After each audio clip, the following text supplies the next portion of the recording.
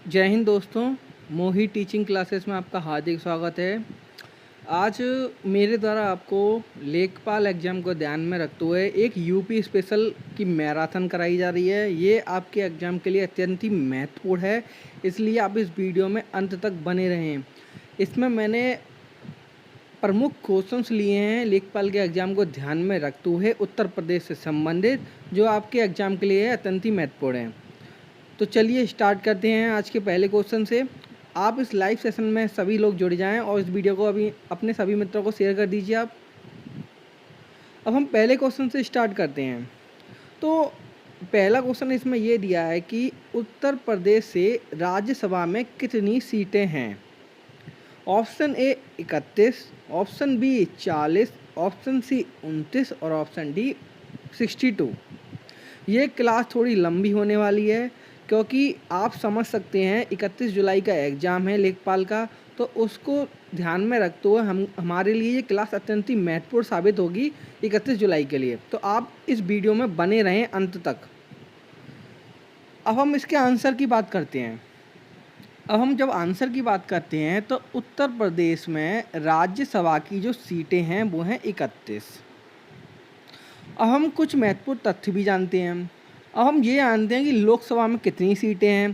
तो लोकसभा की बात करते हैं हम लोग। लोकसभा में इसकी सीटें हैं 404 टोटल, कुल 404 हैं, जिसमें 403 तो निर्वाचित हैं, 403 निर्वाचित हैं और एक मनोनीत एंग्लो इंडियन है, एक मनोनीत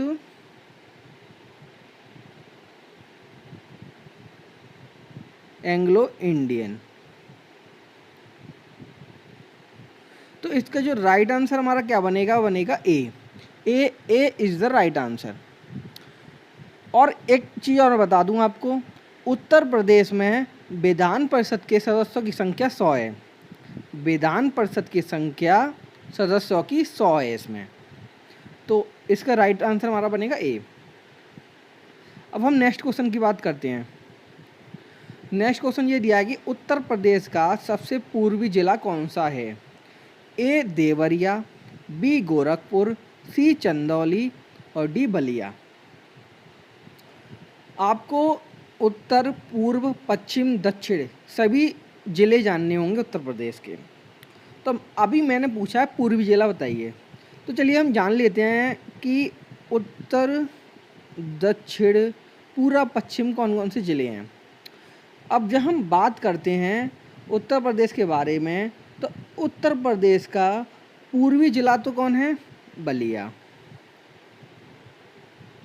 बलिया। और उत्तरी जिला कौन सा है, सहारनपुर। दक्षिणी जिला कौन सा है, सोनभद्र। और पश्चिमी जिला कौन सा, शामली। तो आप इसके व्यापक आंसर बताइए। मैंने पूर्वी जिला पूछा है, तो पूर्वी जिला कौन सा है इसमें, पूर्वी जिला है बलिया। तो इसका जो राइट आंसर हमारा बनेगा वो बनेगा डी। डी आंसर बनेगा इसका। और हम एक चीज़ और जान लें कि उत्तर प्रदेश में टोटल 75 ज़िले हैं। उसमें सबसे बड़ा जिला क्षेत्रफल के आधार पर लखीमपुर खीरी है और सबसे छोटा जिला हापुड़ है। आपको ये बातें याद रखनी होंगी इनको।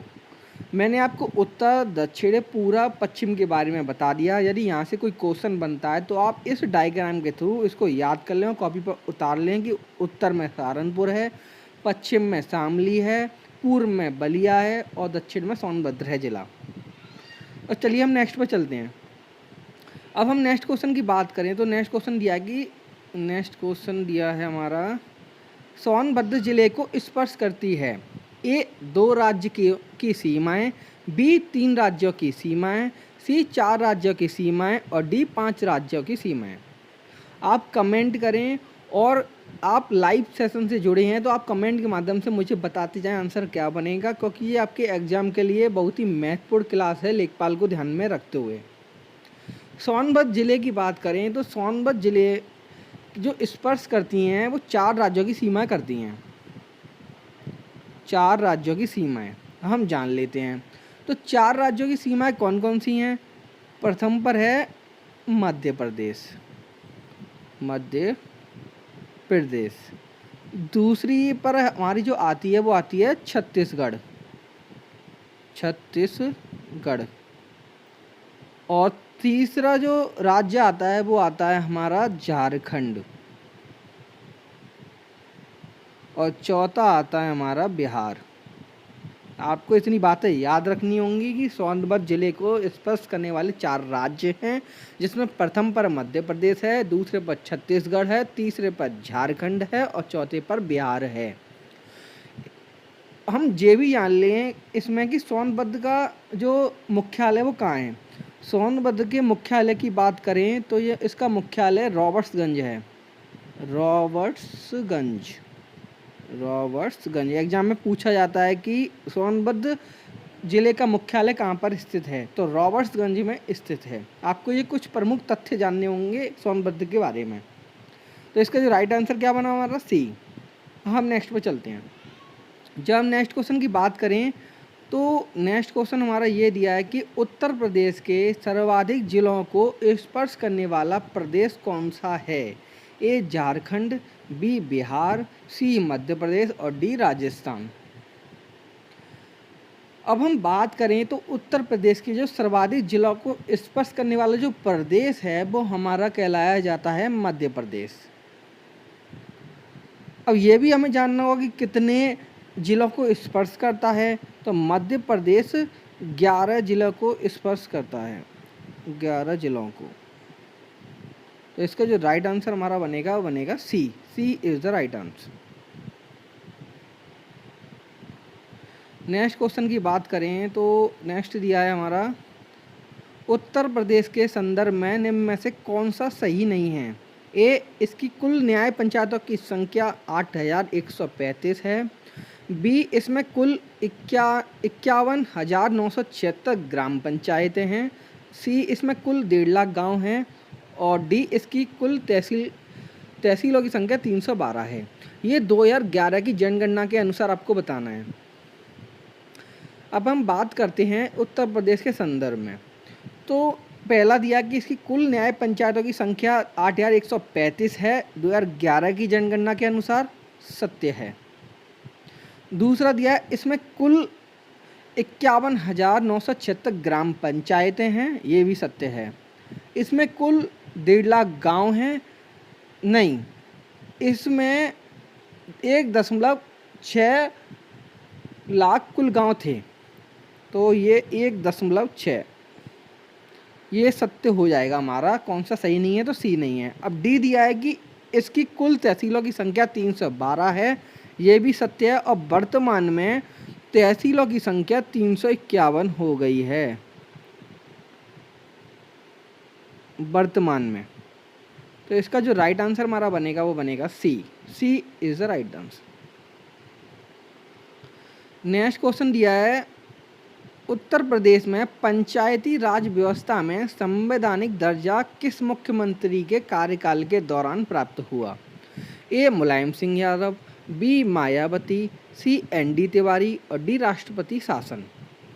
आप भी कमेंट करें, मुझे बताएं कि क्या होगा इसका आंसर। और यदि आपको क्वेश्चंस अच्छे लग रहे हो तो इस वीडियो को लाइक कर दीजिए और अपने सभी मित्रों को शेयर कर दीजिए आप। अब हम बात करें तो उत्तर प्रदेश में पंचायती राज व्यवस्था में संवैधानिक दर्जा मुख्यमंत्री के जो कार्यकाल था वो था मुलायम सिंह यादव,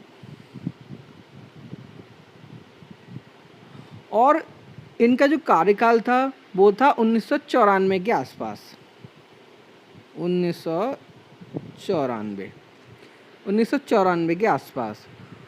और मुख्यमंत्री के बारे में हम एक तथ्य और समझें तो मायावती यूपी के सर्वाधिक 4 बार मुख्यमंत्री बनने वाली महिला हैं। मायावती 4 बार मुख्यमंत्री बनने वाली महिलाएं हैं ये। तो इसका जो राइट आंसर हमारा बनेगा ए। नेक्स्ट क्वेश्चन की बात करें तो नेक्स्ट दिया है कि उत्तर प्रदेश राज्य महिला आयोग की अध्यक्ष कौन है? ए डॉक्टर कंचन जायसवाल, बी श्रीमती बिमला बाथम, सी श्रीमती मनोरमा शुक्ला और डी श्रीमती राशि मौर्य। आप कमेंट करें कि आंसर क्या बनेगा इसका।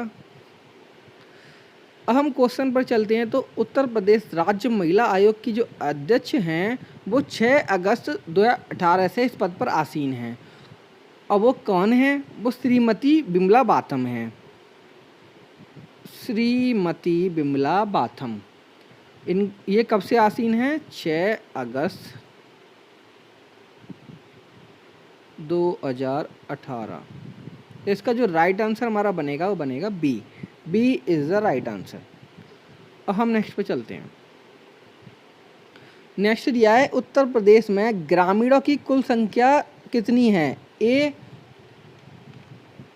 15531772 ग्रामीण।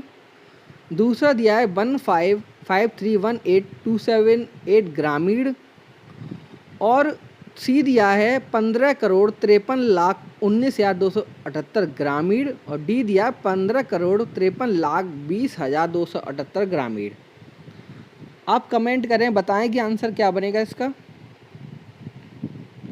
अब हम बात करें तो उत्तर प्रदेश के ग्रामीणों की कुल जनसंख्या 2011 की जनगणना के अनुसार 15,53,17,28 ग्रामीण है।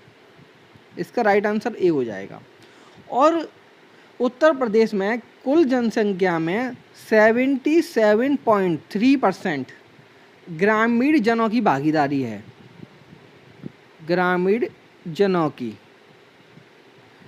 तो आप इसका राइट आंसर समझेंगे 15,53,17,728 ग्रामीण की कुल जनसंख्या थी 2011 की जनगणना के अनुसार।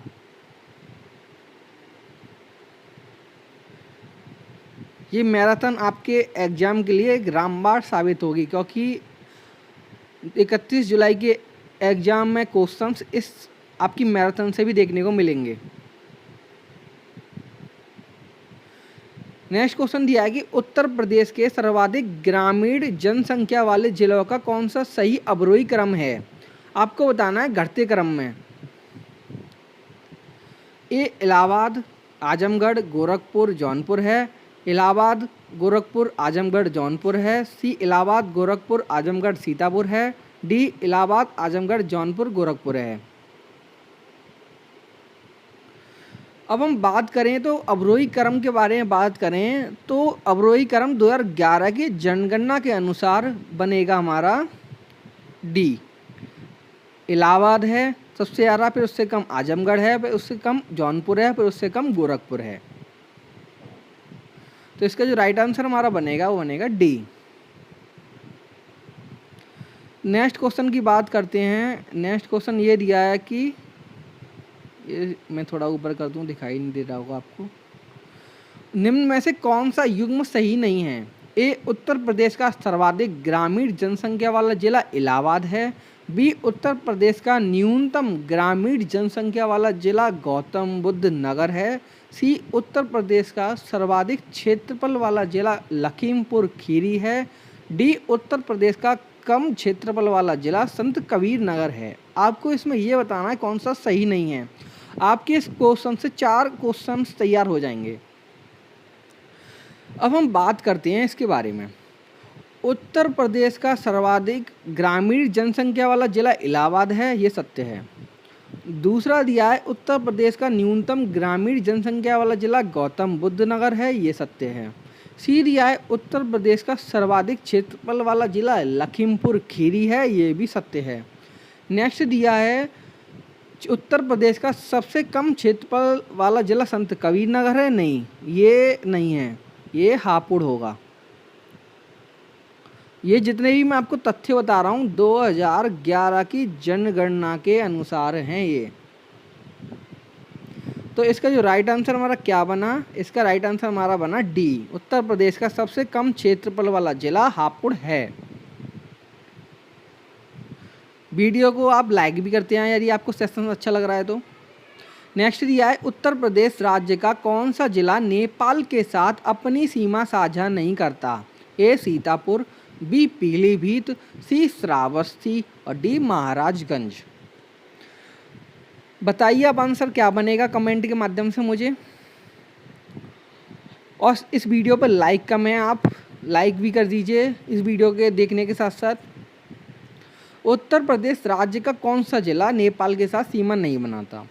तो उत्तर प्रदेश राज्य का सीतापुर जिला नेपाल के साथ अपनी सीमा साझा नहीं करता है। तो इसका जो राइट आंसर हमारा बनेगा वो बनेगा A is the right answer. Next question पर चलते हैं। नेक्स्ट क्वेश्चन दिया है कि निम्नलिखित में से कौन सा जिला उत्तर प्रदेश के बुंदेलखंड क्षेत्र से संबंधित है? ए प्रयागराज, बी फतेहपुर, सी महोबा और डी श्रावस्ती। बताएं आप आंसर क्या बनेगा इसका।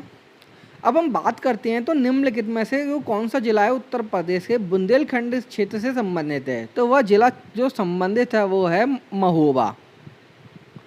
अब हम बात करें तो महोबा जिला उत्तर प्रदेश के बुंदेलखंड क्षेत्र के अंतर्गत तो आता है, और बुंदेलखंड क्षेत्र के अंतर्गत उत्तर प्रदेश के अन्य जिले भी आते हैं, जैसे झांसी हो गया, झांसी हो गया, जैसे हमारा हो गया हमीरपुर, जैसे हो गया जालौन,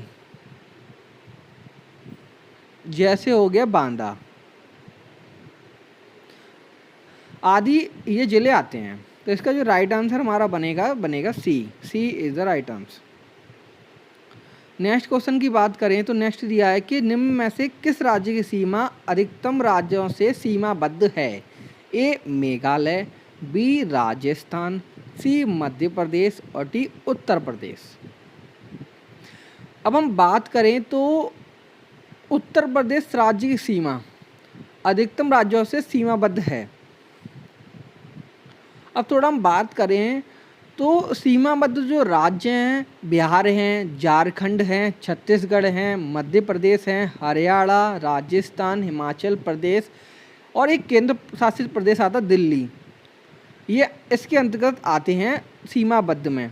और जो एक अंतर्राष्ट्रीय सीमा बनाता है उत्तर प्रदेश वो नेपाल के साथ बनाता है। अंतर्राष्ट्रीय सीमा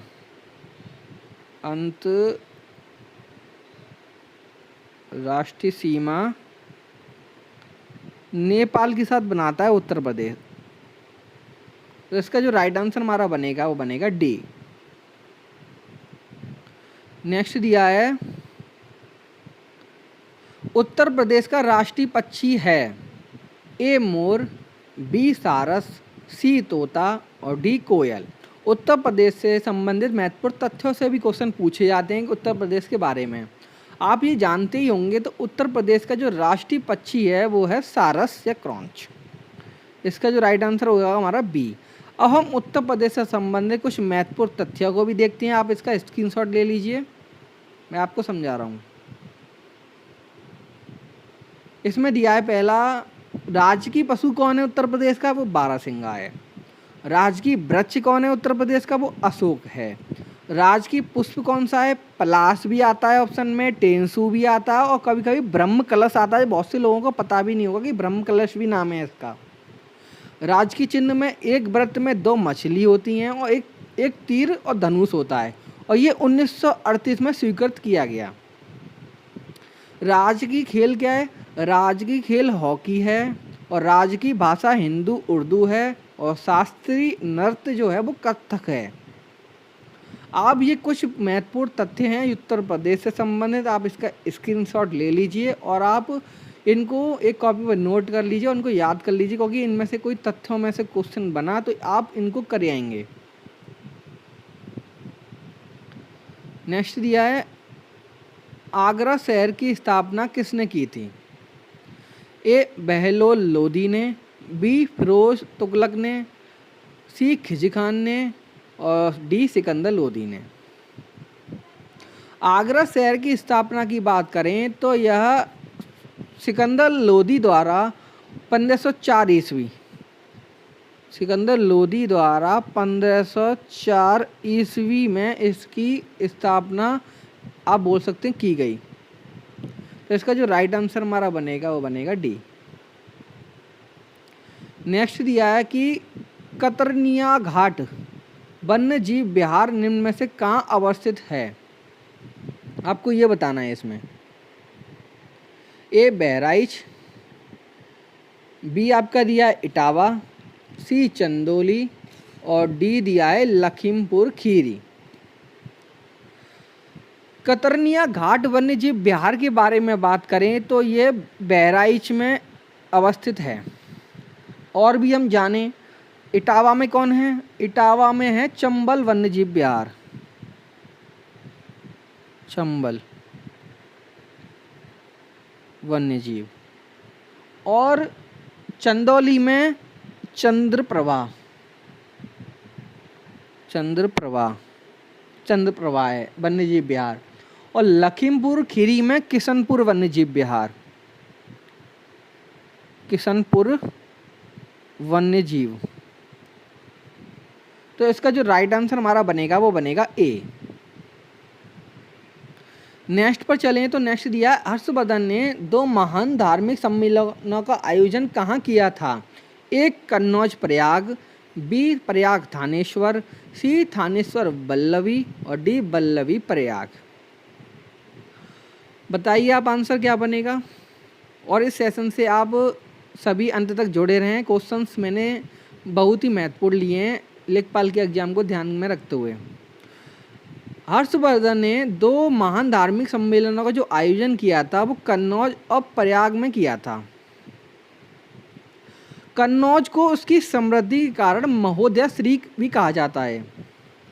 इसका जो राइट आंसर तो कन्नौज प्रयाग होगा। और इसकी कन्नौज की प्रसिद्धि के कारण इनको महोदया श्री कहा जाता है, महोदया श्री। तो इसका जो राइट आंसर हमारा क्या बना? ए। नेक्स्ट दिया है गोमती नदी निम्नलिखित में से किस जनपद से होकर नहीं बहती है। ए चित्रकूट, बी लखनऊ, सी जौनपुर और डी सुल्तानपुर। बताइए अब आंसर। जब हम आंसर की बात करते हैं तो गोमती नदी का उद्गम पीलीभीत जनपद में स्थित पन्नगैली, फुल्हार ताल या गोमांत ताल से होता है। और पीलीभीत से शाहजहाँपुर, खीरी, सीतापुर, लखनऊ, सुल्तानपुर, जौनपुर आदि जिले गाजीपुर के निकट कैथी नामक स्थान पर गंगा नदी में मिल जाती है ये। तो हम इसके आंसर की बात करते हैं तो इसका जो आंसर दिया है कि कौन सी नहीं बहती है। आपको ये बताना है इसमें पकड़ के कौन सी नहीं बहती है। मैंने आपको बताया लखनऊ में, सीतापुर में, सुल्तानपुर में और जौनपुर में। चित्रकूट में ये होकर नहीं बहती है। तो इसका जो राइट आंसर हमारा बनेगा वो बनेगा ए, चित्रकूट। ए इज द राइट आंसर हो जाएगा। हमें नहीं बताना था इसमें। नेक्स्ट दिया है इसमें, ये भी महत्वपूर्ण क्वेश्चन है। रामसर आर्द्रभूमि स्थल में से कौन सा स्थल उत्तर प्रदेश में अवस्थित नहीं है। आप फिर से नहीं को पकड़ो, आप नहीं पूछ रहा है वो। ए समस्तपुर अभ्यारण्य, बी सांडी अभ्यारण्य, सी सुल्तानपुर राष्ट्रीय उद्यान और डी नवाबगंज अभ्यारण्य।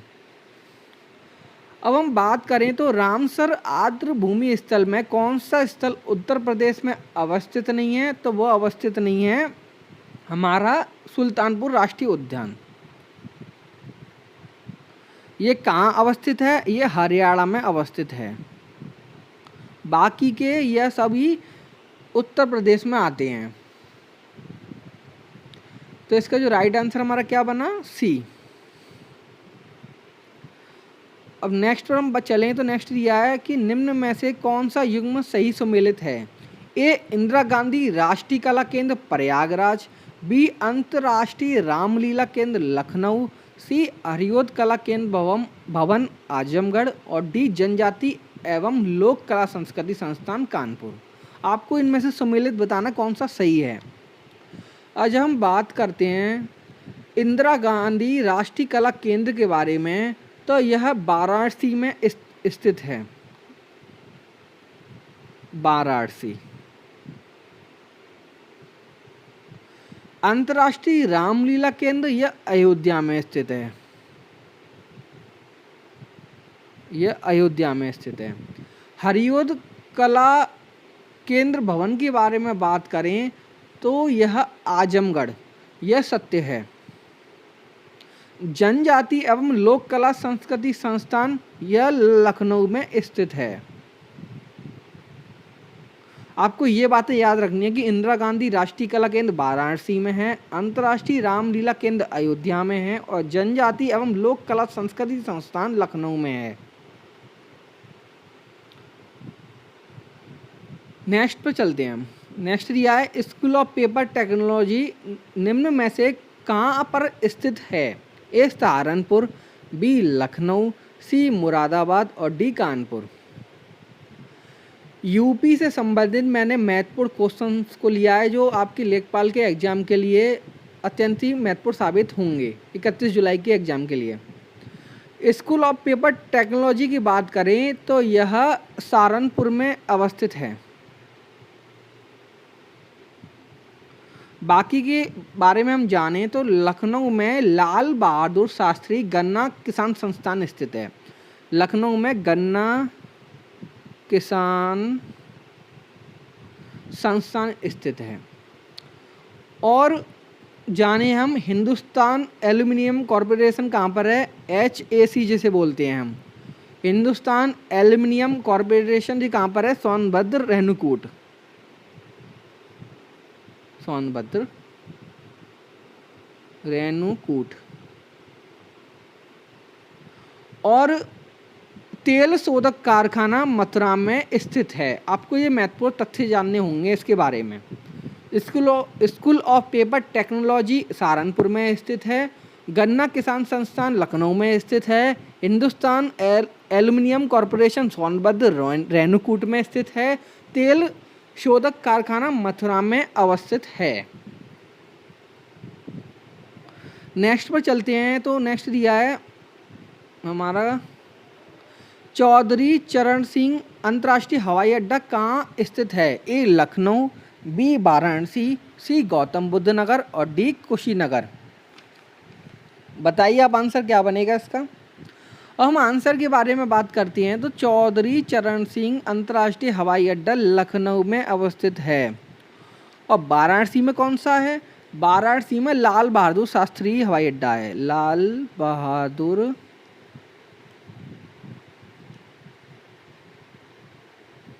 शास्त्री। और कुशीनगर में कौन सा है? कुशीनगर में कसिया हवाई अड्डा।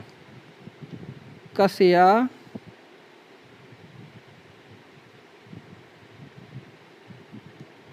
अड्डा। गौतम बुद्ध नगर में कौन सा है? गौतम बुद्ध नगर में जेवर अंतर्राष्ट्रीय हवाई अड्डा स्थित है जो निर्माणाधीन है। जेवर हवाई अड्डा। तो इसका जो राइट आंसर चौधरी चरण सिंह अंतर्राष्ट्रीय हवाई अड्डा कहाँ स्थित है? तो वो लखनऊ में स्थित है। बाकी के आपको तथ्यों को भी जानना है। वाराणसी में लाल बहादुर शास्त्री हवाई अड्डा है। कुशीनगर में कसिया हवाई अड्डा है। कुशीनगर का से कुशीनगर, का से कसिया। गौतम बुद्ध नगर जेवर अंतर्राष्ट्रीय हवाई अड्डा स्थित है जो निर्माणाधीन है अभी। नेक्स्ट पर चलते हैं तो नेक्स्ट दिया है हमारा सुमेलित वाला क्वेश्चन। फिर सूची 1 और सूची 2 से सुमेलित कीजिए और सही उत्तर का चयन कीजिए। एक तरफ जिले का नाम दिया है, दूसरी तरफ जिले का मुख्यालय दिया है। आपको इसको मिलान करना है। तो चलिए हम जानते हैं। पहला दिया है अमेठी फतेहगढ़ में है इसका मुख्यालय। सिद्धार्थनगर पंबासा में है। फर्रुखाबाद गौरीगंज है और संभल नौगढ़ है। अब हम बात करें तो अमेठी का जो अवस्थित है वो है गौरीगंज में। सिद्धार्थनगर का है नौगढ़ में। फर्रुखाबाद का फतेहगढ़ में। फर्रुखाबाद फासे फतेहगढ़। संभल का कहाँ पर है? पंबासा। यहाँ पे अंग आ रहा है। अंग आप देख रहे होंगे जो अंग आ रहा है, ऐसे यहाँ पे भी अंग आ रहा है ये। तो संभल से पंबासा। तो क्या बनेगा? हम मैच करेंगे तो पहले का बनेगा हमारा 3rd, दूसरे का हमारा बनेगा 4, और तीसरे का बनेगा फर्स्ट और फोर्थ का बनेगा सेकंड। तो ये हमारा जो मिलान बनेगा 3 4 1 2। अब हम ऑप्शन में देखते हैं 3 4 1 2 किस में है, तो 3 4 1 2 हमारा सी ऑप्शन में है। इसका राइट आंसर सी हो जाएगा। आप इसका स्क्रीनशॉट ले लीजिए, मुख्यालय भी पूछे जाते हैं। नेक्स्ट दिया है कि उत्तर प्रदेश के भौतिक संरचना के संबंध में निम्न में से कौन सा युग्म सुमेलित नहीं है, फिर सुमेलित बताना नहीं है। जो आकार दिया है लंबवत, और पूर्व से पश्चिम की लंबाई 750 किलोमीटर बताई है। कुल क्षेत्रफल 2,40,928 वर्ग किलोमीटर है, और क्षेत्रफल की दृष्टि से देश में इसका स्थान चौथा है। ये मैं थोड़ा इसको ऊपर कर देता हूँ, आपको ये दिखाई नहीं दे रहा होगा। क्वेश्चन तो देख ही लिया है आपने, थोड़ा ऊपर और कर देता हूँ। हाँ, तो हम बात करें आकार में यह लंबवत है, ये सत्य है। और पूर्व से पश्चिम की लंबाई 750 नहीं 650 किलोमीटर है। ये भी महत्वपूर्ण तथ्य हैं यूपी से संबंधित। कुल क्षेत्रफल 2,40,928 वर्ग किलोमीटर है, और भारत का ये 7.33% है। भारत का 7.3% है क्षेत्रफल का। और नेक्स्ट दिया क्षेत्रफल की दृष्टि से चौथा स्थान है, सत्य है। उससे पहले हमारे आते हैं राजस्थान, दूसरे पर मध्य प्रदेश, और तीसरे पर महाराष्ट्र, और चौथे पर हमारा उत्तर प्रदेश। तो इसका जो राइट आंसर हमारा क्या बना, वो बना बी। 750 किलोमीटर नहीं है, पूर्व से पश्चिम की लंबाई 650 किलोमीटर है। नेक्स्ट क्वेश्चन की बात करें, फिर से हमारा सूची वाला आ गया क्वेश्चन, जो भी बहुत ही ज़्यादा महत्वपूर्ण है। सूची 1 को सूची 2 से मिलाइए। Leather technology park Noida, electronic city Lucknow, टॉनिका सिटी कानपुर, और एशिया का प्रथम डीएनए बैंक गाजियाबाद। बताइए आप क्या आंसर बन सकता है इसका। अब हम बात करें तो लेदर टेक्नोलॉजी जो पार्क है वो हमारा कानपुर में अवस्थित है। इलेक्ट्रॉनिक सिटी नोएडा को कहा जाता है, टॉनिका सिटी गाजियाबाद को कहा जाता है, और एशिया का प्रथम डीएनए बैंक लखनऊ को कहा जाता है। तो हमारा मैच क्या करा, फर्स्ट का 3, सेकंड का फर्स्ट, थर्ड का 4 और फोर्थ का सेकंड। तो 3 4 1 2 ऑप्शन में देखना है हमें। 3 1 4 2, 3 1 4 2 हमारा किस में है, बी में है। मैं आपको थोड़ा और बताऊं इसके बारे में। बुद्धा थीम पार्क सारनाथ वाराणसी में स्थित है। बुद्धा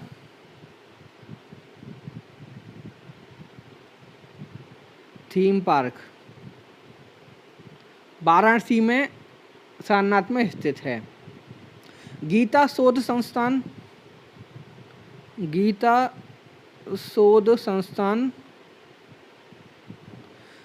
शोध संस्थान मथुरा में स्थित है। नॉलेज पार्क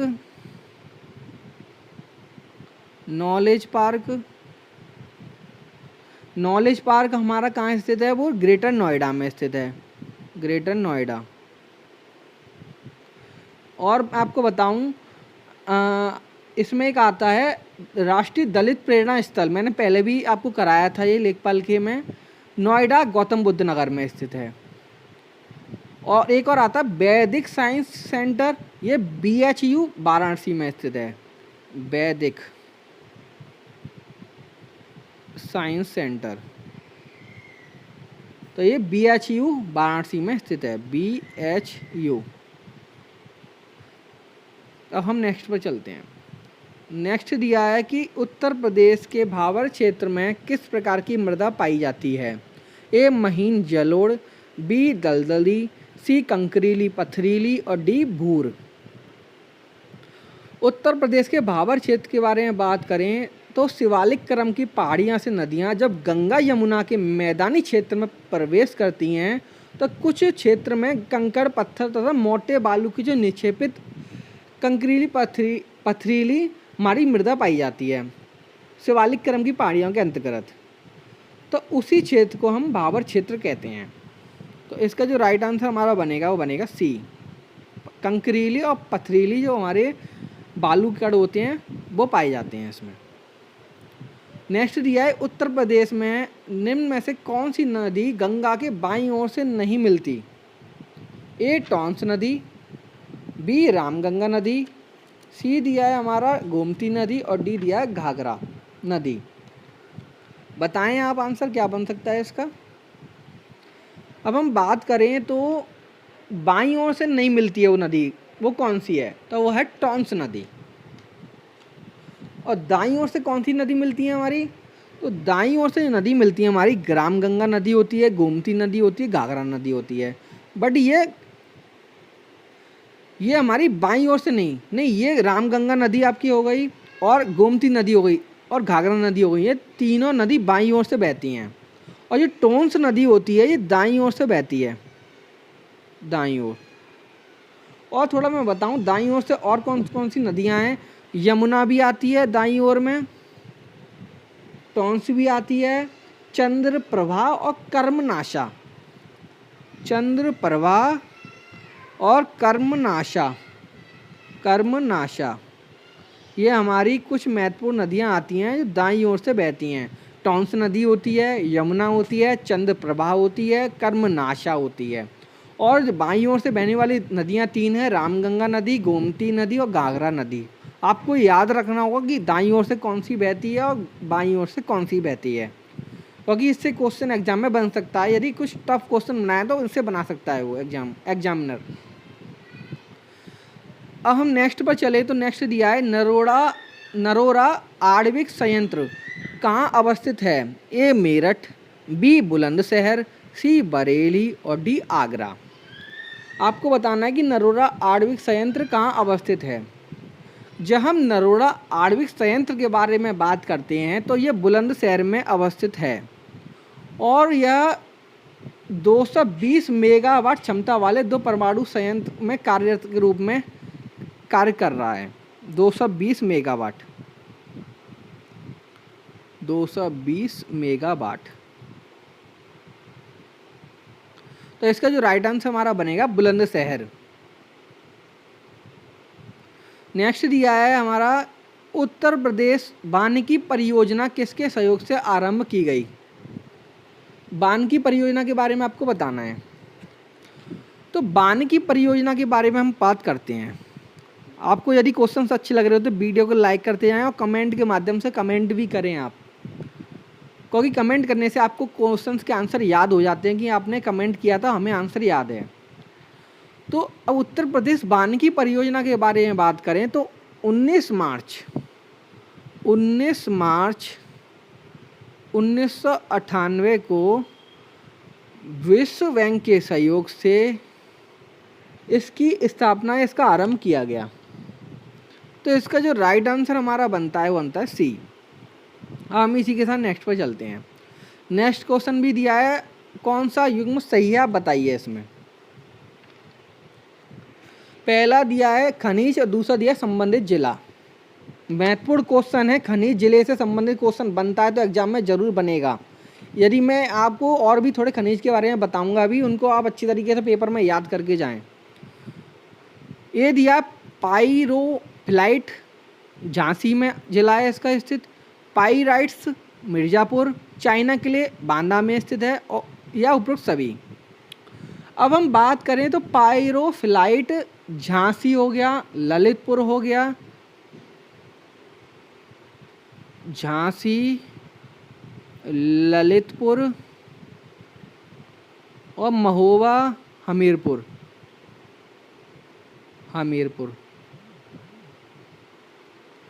और पाइराइट्स हमारा मिर्ज़ापुर और सोनभद्र, ये भी सत्य है। तीसरा दिए चाइना के लिए, ये बांदा में स्थित है और ये भी सोनभद्र में है। तो इसका जो राइट आंसर हमारा बनेगा उपयुक्त सभी। मैं कुछ महत्वपूर्ण आपको खनिज के बारे में बता रहा हूँ, आप नोट कर लें कॉपी पर, आपके एग्जाम के लिए अत्यंत महत्वपूर्ण साबित होने जा रहे हैं ये। पहला दिया है इसमें चूना पत्थर कहाँ अवस्थित है? चूना पत्थर मिर्ज़ापुर और सोनभद्र जिला और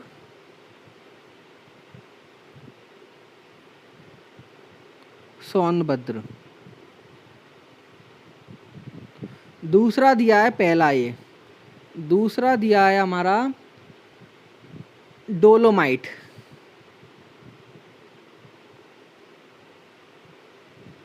डोलोमाइट कहाँ कहाँ पर है? डोलोमाइट हमारा है सोनभद्र बांदा जिला।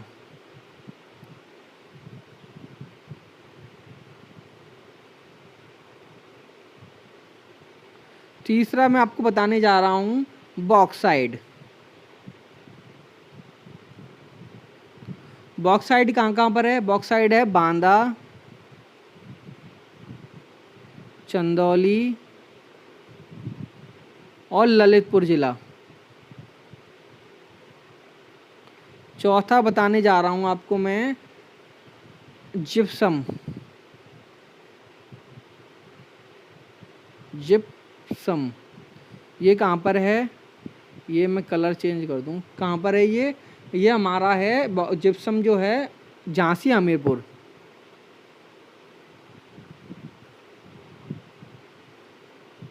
और एक और बताने जा रहा हूँ हीरा। आप इसका स्क्रीनशॉट ले लीजिए, मैं इसको मिटा रहा हूँ।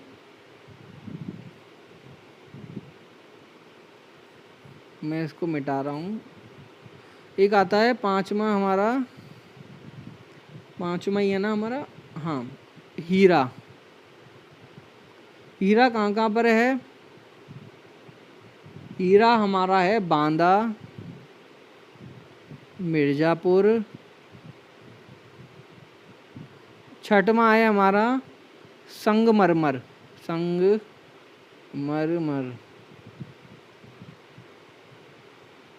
तो ये कहाँ पर अवस्थित है हमारा? ये है मिर्ज़ापुर सोनभद्र जिला। आप देख रहे होंगे ज़्यादातर मिर्ज़ापुर और सोनभद्र जिले के बारे में हर जगह है।